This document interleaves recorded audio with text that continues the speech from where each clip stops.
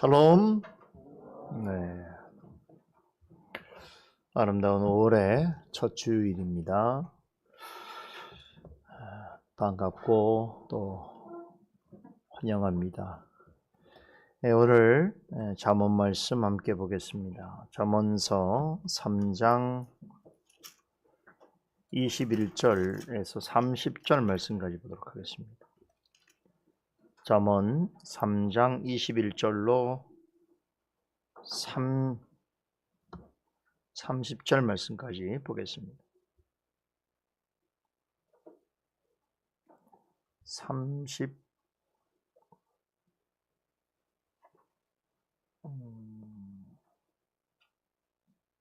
30절까지입니다. 내 아들아, 완전한 지혜와 근신을 지키고 이것들로 내 눈앞에서 떠나지 않게 하라. 같이 읽습니다. 그리하면 그것이 내 영혼의 생명이 되며 내 목의 장식이 되리니 내가 내 길을 안연히 행하겠고 내 발이 거치지 아니하겠으며 내가 누울 때에 두려워하지 아니하겠고 내가 누운즉 내 잠이 달리로다. 너는 창졸간의 두려움이나 악인의 멸망이 임할 때나 두려워하지 말라. 대저 여호와는 너의 의지할 자이시니라. 내 발을 지켜 걸리지 않게 하시라. 내 손이 선을 베풀림이 있거든 마땅히 받을 자에게 베풀기를 아끼지 말며 내게 있거든 이웃에게 이루기를 갔다가 다시 오라 내일 주겠노라 하지 말며 내 이웃이 내 곁에서 안연히 살거든 그를 모해하지 말며 사람이 내게 악을 행하지 아니하였거든 까닭없이 더불어 다투지 말며. 거기까지입니다. 자, 오늘은 잠언 1장에서 9장까지 통틀어서 하나님을 경외한 아버지가 자녀에게 전하는 13가지의 교훈 중에서 5번째 해당되는 교훈인데요. 21절에 내 아들아 라고 부르면서 시작되는 본 단락은 전체 35절까지 보면 세 부분으로 나눌 수 있습니다. 전반부는 21절에서 16절까지, 중반부는 27절에서 30절, 그리고 마지막 후반부는 31절에서 35절까지인데요. 오늘은 전반부와 중반부 내용을 중심으로 함께 생각해 보도록 하겠습니다. 본문을 살펴보기 전에 지난 주일에 여러분께 드린 말씀 중에서 한 가지 사실만 떠올려 보시기를 원하는데요. 13절에서 18절까지의 본문을 제가 설명드리면서 매우 특이한 구조를 이루고 있다 이렇게 말씀을 드렸죠. 13절에 보면 지혜를 얻는 자는 복이 있나니 라고 하는 표현으로 시작을 해서 18절에 보면 지혜를 얻은 자는 복되도다 라는 말씀으로 마치지요. 이렇게 복에 관한 선언으로부터 복에 대한 선포로 마치는 그런 형식을 띠고 있습니다.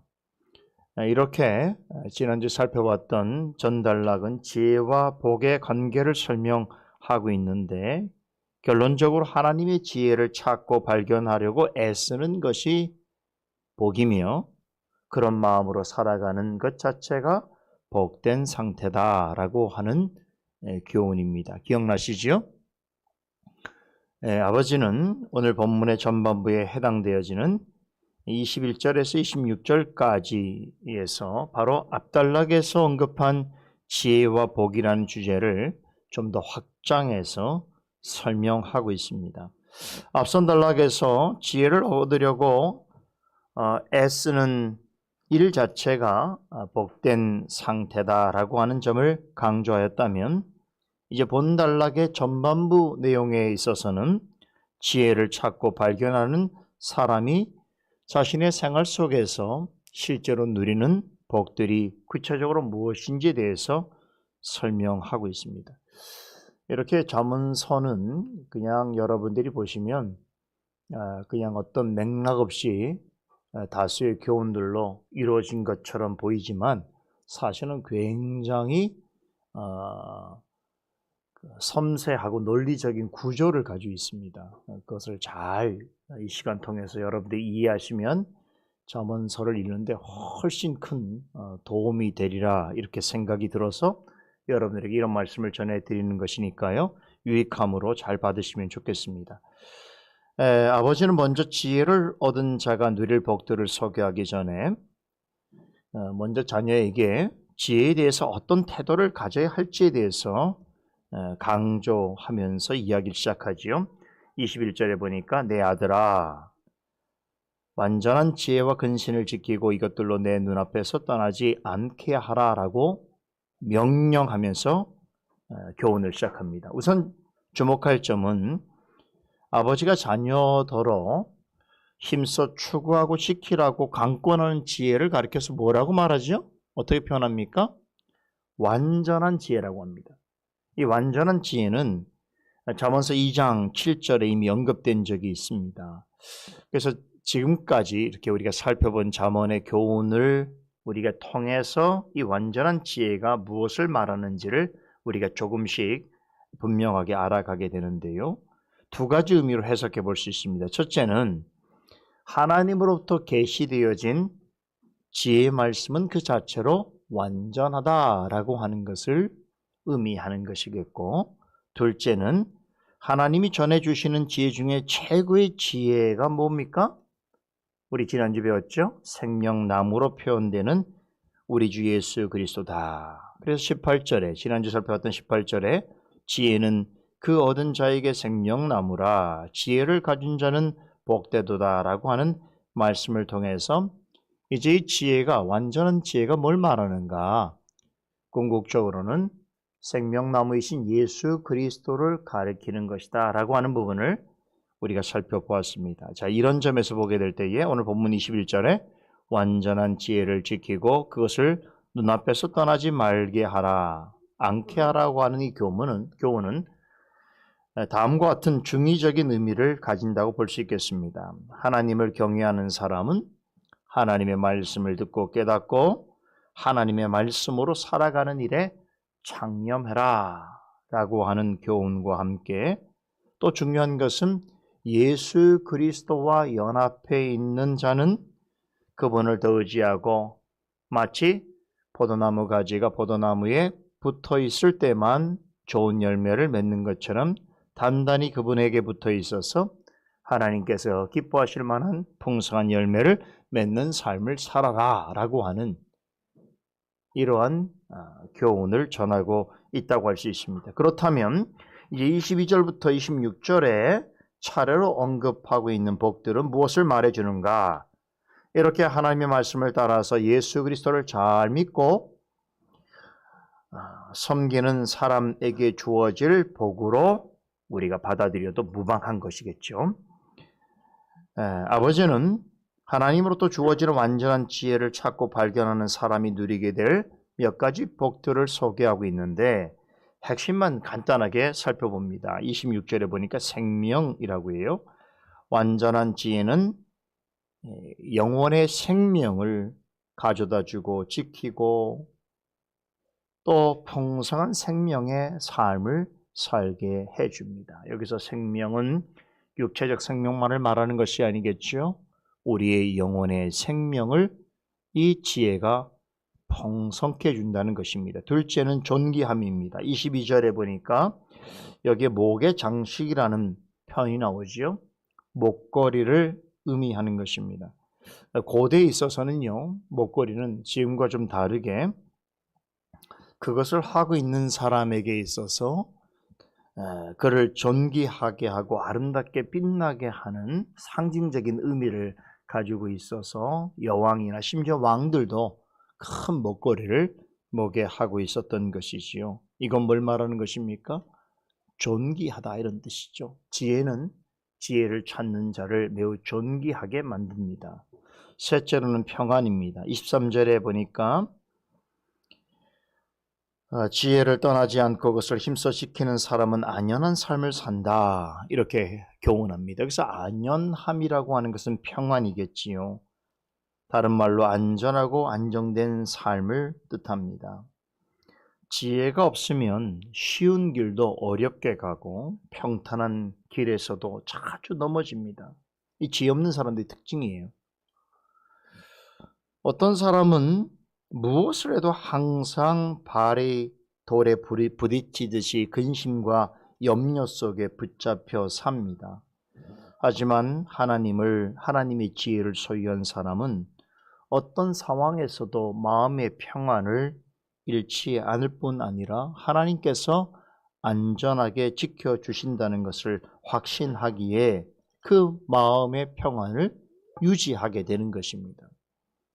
마음이 평안하면 여러분 어떤 현상이 나타나지요? 평안이 잠들 수 있습니다. 이것이 네 번째 복입니다. 23절에 보니까 눕게 될 때에 두려워하지 않을 것이고 누운즉 잠이 달게 느껴질 것이다 라고 말씀하는 이유가 여기에 있습니다. 여러분 마음에 근심이 쌓이고 두려움이 몰려오면 잠을 잘 수가 없겠지요.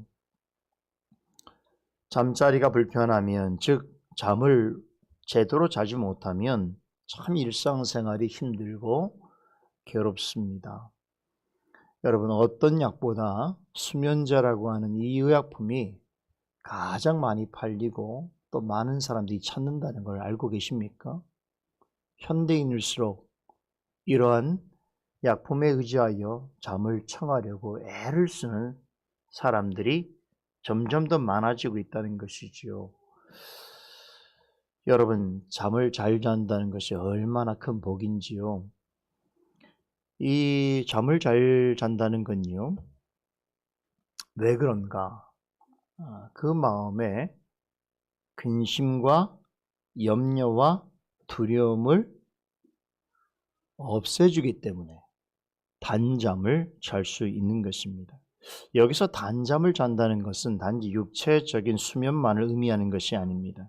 하나님의 은혜와 보호하심을 받고 있는 성도의 삶을 은유적으로 묘사해 주고 있는 것이지요. 최고의 지혜이신 예수 그리스도를 진실로 믿고 의지하는 사람은 사나 죽으나 안전하게 지킴을 받고 보호하여 주실 것을 알기 때문에 근심과 두려움을 이길 수 있습니다. 다섯째로 25절과 26절에서 지혜를 가진 자가 누릴 수 있는 크고 중요한 복에 대해서 언급하는데 그 복이 무엇인가? 바로 하나님 자신입니다. 아버지는 왜 하나님이야말로 지혜를 찾고 구하는 자에게 가장 크고 중요한 복인가를 설명해 줍니다. 25절과 26절이 그 내용을 설명해 주고 있는데요. 여러분 우리가 인생을 살면서 대부분의 어떤 두려움이나 어떤 어려움 또 고통이라고 하는 것이 대개는 예고 없이 들이닥칩니다. 그것이 우리에게 두려움인 거죠. 충분한 준비를 할 만하다면 그렇게 큰 임팩트가 없지만 대부분의 우리가 두렵게 생각하고 큰 고통이라고 하는 일들은 예고 없이 들이닥치게 되는 것이지요. 여러분 그러면 세상을 살면서 가장 큰 두려움과 고통이 뭐겠습니까? 그럼에도 불구하고 극복할 수 없는 게 무엇이겠습니까? 죽음이라는 것이겠죠. 여러분 세상에서 아무리 잘 먹고 잘 살고 대단한 사람일지라도 죽음을 극복할 수는 없어요. 조금 오랜 살 수 있지만 죽지 않을 수 없는 것이죠. 죽음이라는 것이 자신을 찾아올 때 모든 사람은 두려움을 갖게 되는 것입니다. 그런데 하나님을 믿지 않는 사람에게 있어서 죽음이라고 하는 것은 뭘 말하느냐? 그것은 단지 그 사람의 존재가 세상에서 없어지는 것을 의미하는 것이 아니고 영원한 멸망을 의미하는 것이기 때문에 하나님을 알지 못하는 사람들은요, 죽음 앞에서 존재론적인 두려움을 갖게 되는 것입니다. 하나님을 믿는 사람일지라도 죽음은 두려운 것이지요. 그러나 하나님을 경외함으로 지혜를 소유한 사람은 오늘 갑자기 죽음과 같이 크고 무서운 일이 다가올지라도 완전히 절망하거나 두려워하지 않게 됩니다. 왜냐하면 그런 상황에서도 하나님께서 반드시 끝까지 보호하여 주시고 함께하여 주실 것을 믿기 때문입니다. 이 믿음은 나에게서 생기는 게 아니에요. 하나님이 주시는 거예요. 그러기에 하나님을 경외하는 아버지는 자녀에게 이러하신 하나님을 전심으로 믿고 전적으로 의지하는 삶을 사는 것이야말로 가장 큰 복이다. 이렇게 교훈하고 있는 겁니다. 여러분, 우리도 언젠가 생애를 마칠 날이 있을 텐데 내 자녀와 남겨진 후손에게 줄 수 있는 가장 큰 복이 뭘까요? 생각해 보세요. 지금부터 준비하셔야 돼요. 뭐가 가장 이들을 위한 진실한 크고 값진 복인지를 생각하셔야 돼요. 얼마 있는 재산? 통장에 있는 돈? 젊음? 큰 집? 큰 자동차? 다 세상 사람들이 생각하는 거예요. 하나님을 모르는 사람들이 생각하는 겁니다. 그런 것도 있겠지만 더 중요한 것은 내가 죽는 날까지 끝까지 나를 지키고 보호하시고 나에게 영원한 평안과 안식을 허락해 주실 그 하나님, 그 하나님을 자녀들에게 복으로서 유산으로 남기는 겁니다. 이게 가장 큰 복인 것이에요.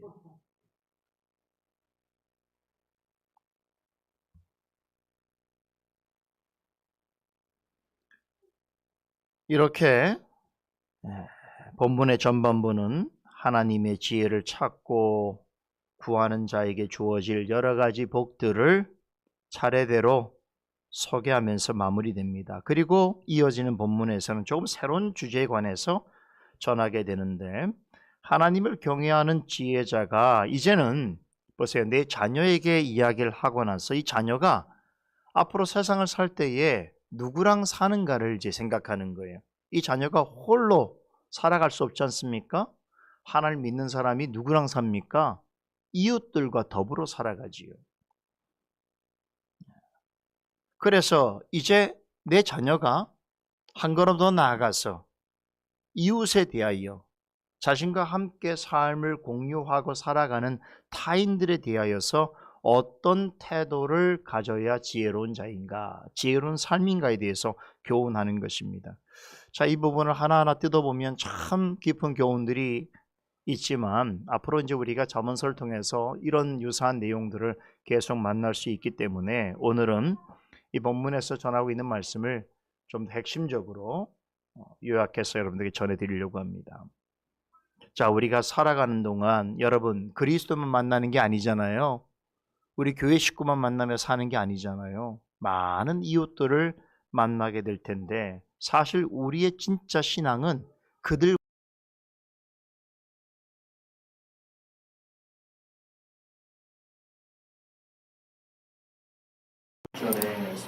자녀에게 하나님의 지혜를 가진 자로서 이제 함께 살아갈 이웃들에 대하여 어떤 태도를 취해야 하는지에 대해서 가르칩니다.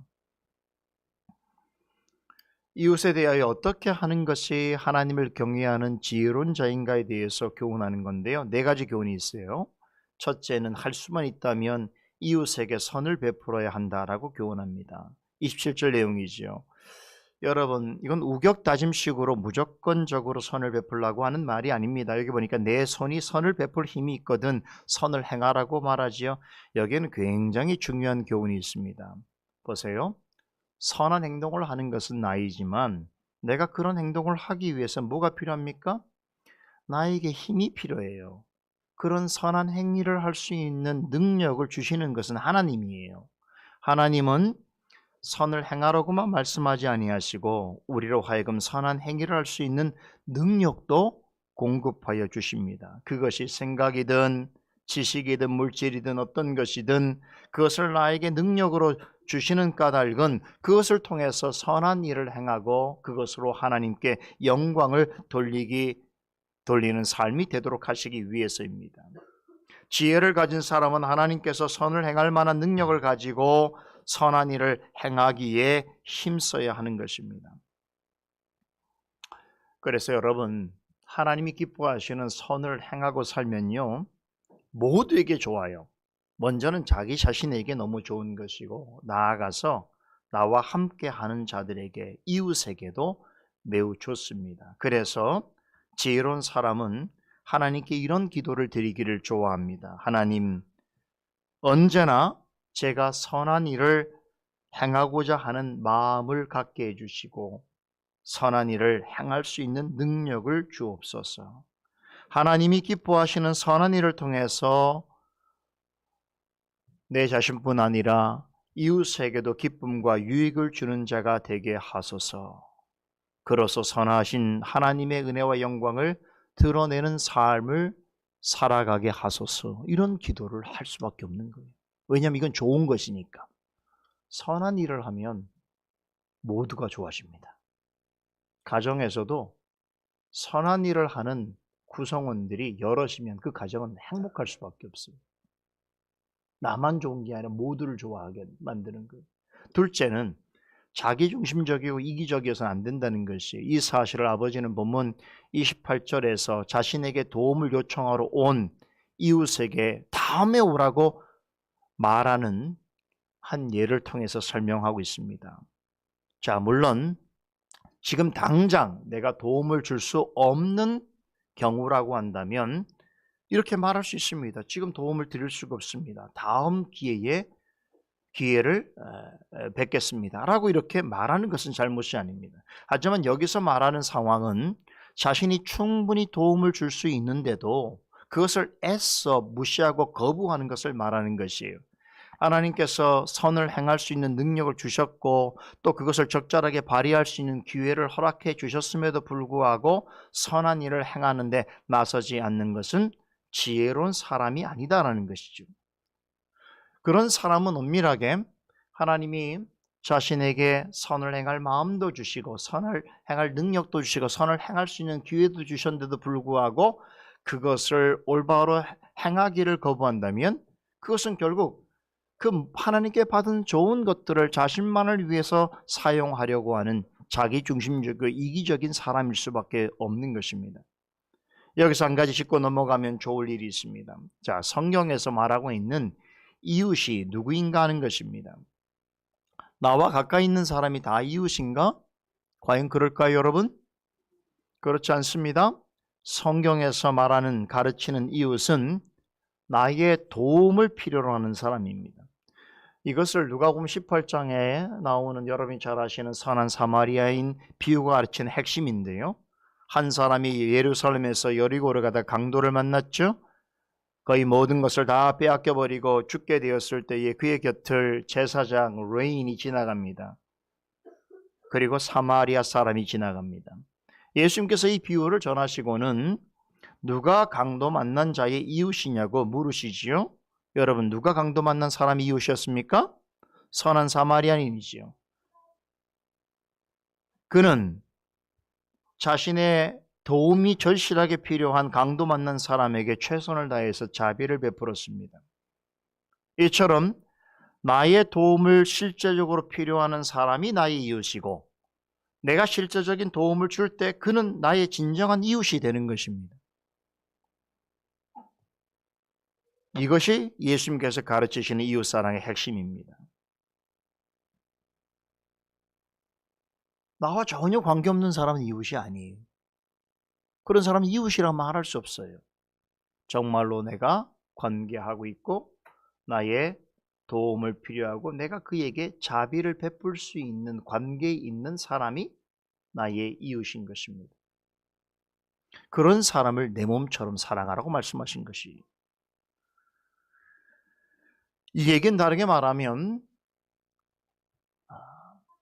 이웃에게 자비를 베푸는 자가 그의 이웃이라고 하는 가르침은 우리 그리스도인은 절대로 나와 관련되어 있는 이웃에게 자기중심적이고 이기적인 태도로 살아가서는 안 된다는 것을 말하는 것입니다. 물론 이러한 일을 행할 때에도 무조건적이거나 생각 없이 행해서는 안 되겠지요. 하나님이 주시는 지혜를 가지고 여러분 지혜롭게 행해야 되는 거예요. 선한 사마리아인이 얼마나 지혜롭게 행동합니까? 그죠? 셋째는 곁에 있는 이웃에게 악을 궁리해서도 안 되며 이웃의 평안을 해쳐서도 안 된다고 가르칩니다. 29절에 내 이웃이 내 곁에서 안연히 살거든 그를 모해하지 말라라고 말씀하지요. 다른 말로 말하자면 이웃에 대하여 시기하거나 질투심을 품지 말라는 것입니다. 사람들의 마음에는요, 가까이 있는 이웃이 뭐 잘되고 하는 일마다 뭐 좋은 것을 얻고 그러면 어떻게 합니까? 그걸 별로 좋아하지 않아요. 좋아하는 그런 것들에 대해 우리말에도 그런 말이 있잖아요. 사돈이 땅을 사면 배 아프다 그러는데 남이 잘 되는 꼴을 잘 보지 못하는 심리가 우리 가운데 있어서 멀쩡히 있다가 남이 잘 된다는 얘기를 들으면 괜시리 짜증내고 화를 냅니다. 참 사람의 마음이 그렇다는 거예요. 자신이 충분하게 가지고 있어도 남이 더 가지고 있으면 화를 해요. 그리고 자신이 부족하다고 생각해요. 참 어리석어요, 사람은. 그럴 일이 아닌데 말이죠, 생각해보면. 여러분, 이런 일들이 하나님 믿지 않는 사람에게 나타나는 게 아니에요. 우리 하나님 믿는 사람들도 이런 마음이 여전히 있다는 거예요. 그 사실을 시편 73편을 보게 되면 그 저자가 그렇죠. 그 사람은 하나님을 아주 경외하는 성도입니다. 그럼에도 불구하고 그는 너무 번민해서 실족할 뻔했다고 고백하지요. 왜 그렇습니까? 하나님을 알지 못하는 사람들을 유심히 지켜봤다는 것이에요. 심지어 악인들을 보니까 그 사람들이 자신보다 하나님을 경외하고 믿는 사람보다 오히려 더 건강하고 형통하고 번창하고 성공하는 삶을 살아가는 것을 보니까 마음에 시기심과 질투심이 나서 견딜 수 없게 되었던 것입니다. 여러분, 그런데 이토록 마음 가운데 생기는 하나님 믿는 자들의 그 시기심과 질투심을 이 시편 73편 기자는 어떻게 극복하는 줄 아십니까? 그가 성전에 들어가서 말씀을 들을 때 극복합니다. 말씀을 통해서 하나님 앞에 서 있는 자신이 얼마나 무지하고 교만한 존재인가를 뼈저리게 깨닫습니다. 여러분, 어떤 이유에서든지 이웃에 대하여, 특별히 이웃이 평안하게 지내는 것에 대해서 시기하고 질투하는 것은 절대로 하나님 기뻐하지 않습니다. 여러분, 가족 안에서 다툼이 생기는 경우가 대부분 이런 거예요. 그러니까 가족에 대해서 시기하고 질투하는 마음이 생기니까 문제가 생기는 거예요. 하나님을 모르는 사람에게는 그건 본능 같은 일이고 너무나 자연스러운 일상인데 하나님을 경외하는 사람들은 어떻습니까? 어떤 교회에서 악인일지라도 그 최종적인 보응과 심판은 하나님의 몫으로 맡기고 그들에게 대해서 너무 여러분 주관적인 마음으로 개입할 필요가 없어요. 그들의 삶에 너무 나를 투영해서 마치 내 삶처럼 생각할 필요가 없다는 거예요. 그건 그 사람의 삶이에요. 나는 하나님이 주신 삶을 살아가면 되는 겁니다. 마지막 넷째는요. 30절에서 그렇다면 우리 하나님 믿는 사람은 어떻게 해야 하는가? 30절에 보세요. 이웃 없이 이웃과 다투지 말라고 말씀합니다. 누가 잘못을 하든지 악을 행하든지 못 본 차라는 뜻이 아니겠지요. 아버지는 자녀에게 누군가가 너에게 악을 행하지 아니하면이라는 단서를 붙이고 있습니다. 불의한 생각을 가지고 누가 나를 공격하고 나에게 시비를 걸어온다면 우린 당연히 방어해야 됩니다. 특별히 내 자신뿐 아니라 내 가족과 교회를 지키기 위해서 우린 그런 태도를 취해야 합니다. 하지만 직접적으로 시비를 거는 것도 아니고 나쁜 생각으로 의도적으로 어떤 문제를 일으키는 경우가 아니라면 구태여 그들과 다툴 필요가 없다는 거. 이게 지혜란 말이에요. 하나님을 믿든 믿지 않든 간에 여러분 우리 그리스도인들이 추구해야 될 것은 뭐냐면 화평입니다. 예수님께서도 팔복 설교 중에 뭐라고 하셨습니까? 화평케 하는 자는 복이 있다라고 말씀하셨죠. 그런 사람이 하나님의 아들이라는 일컬음을 받을 거라고 말씀하셨습니다. 지금처럼 거의 모든 일에서 시비와 다툼이 일어나는 시대 속에서 우리가 하나님을 경외하는 사람이라고 하는 것을 나타낼 수 있는 삶의 한 가지 표지가 있다면 뭐냐면 화평케 하는 삶을 사는 거예요. 그 사람만 있다고 한다면 항상 어디 간지 문제가 일어나는 곳 있잖아요. 근데 그 사람 예수 믿는 사람이에요. 참 슬픈 일이에요. 집안에도 그냥 멀쩡하게 있던 집안이 그 사람만 오기만 하면 집안에 풍파가 일어나요. 근데 그 사람이 예수 믿는 사람이라네? 우리 직장에 그 사람만 오면 사람들이 긴장하고 문제가 발생해. 갈등이 생겨. 그런데 교회를 열심히 다닌 장로고 집사고 교회를 오래 다닌 사람이라네? 이러면 이건 슬픈 일이죠. 하나님을 경외하는 사람, 하나님의 지혜를 가진 사람은요, 어느 곳에 가든지 문제를 해결하는 사람이 되어야 돼요. 지혜롭게 화평을 만드는 사람이 되어야 됩니다. 기억하십시다. 이렇게 오늘 잠언 말씀은 하나님의 지혜를 아는 자가 누리게 될 여러 가지 복들과 더불어서 이제 우리 자녀들이 함께 살아가야 될 대상인 이웃들에 대하여서 어떤 태도를 취해야 되는지를 가르쳐 주고 있습니다. 이제 중요한 것은 뭘까요? 이제 우리에게 필요한 것은 이런 가르침에 대해서 나는 어떻게 생각하고 반응하며 살 것인가라는 것이 우리가 해야 할 일입니다. 만일에 여러분이 잠언의 가르침대로 지혜의 가르침을 마음에 새기고 힘써 지키려고 할 때는 반드시 하나님의 영원한 말씀 가운데 약속되어져 있는 그 축복을 반드시 누리게 되실 것입니다. 믿어 의심치 않기를 바랍니다. 기도하십시다. 거룩하신 하나님, 참으로 지혜가 빈곤한 시대 가운데서 하나님의 말씀을 통하여 우리에게 지혜의 말씀을 전하여 주시고 특별히 잠언서를 통하여 세세한 부분까지 우리에게 필요한 지혜를 알려주시고 또한 공급하여 주시니 감사를 드립니다. 하나님 앞에 지혜 없이 행하였던 우리의 지난 과거의 삶을 돌아보면서 참으로 많은 회한과 아쉬움이 가득하오나 이제는 하나님의 완전한 지혜를 듣고 배우는 자리에서 그 지혜를 통하여 하나님의 기뻐하시는 열매를 드러내며 영광을 드러내는 삶을 살도록 우리를 부르시고 이끄시는 줄 믿사오니 오 하나님, 오늘 이 거룩하고 복된 날을 함께 지내는 모든 성도에게 오늘 말씀해 주신 지혜의 복들을 허락하여 주시고 이웃에 대하여도 지혜로운 자의 삶을 살아감으로 하나님께 영광 돌리는 우리 모두 되게 하여 주시옵소서. 예수 그리스도 이름으로 기도드리옵나이다. 아멘.